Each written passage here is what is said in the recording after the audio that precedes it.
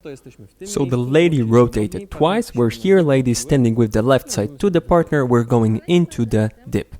Ladies, you're going to take the step backward with the right leg.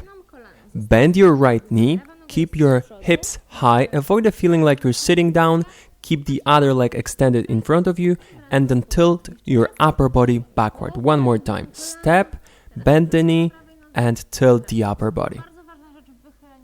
Most important part is not to lean on your partner too much. You want to do as much of that pose within your own balance as you can.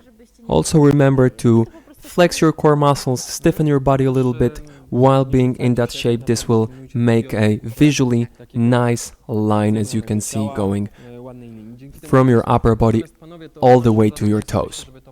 Now the man's job is to lead the partner. The most important thing is to transfer the body weight from left leg to the right one. The action in the legs is more important than the upper body. Start by bending your left knee gently and then push off the left leg to transfer the body weight on the right leg with the bent knee as well. Without the partner, that would look like this. Transfer the body weight, get on the bent right leg, and once you're here, you can gently tilt to the right. Avoid leaning over your partner. Keep your back straight and then lean to the right and straighten your arms a little bit to let the partner go deeper into the pose. Let's do this one more time. It's rather a dynamic part. While getting back of it, you're pushing off the right leg.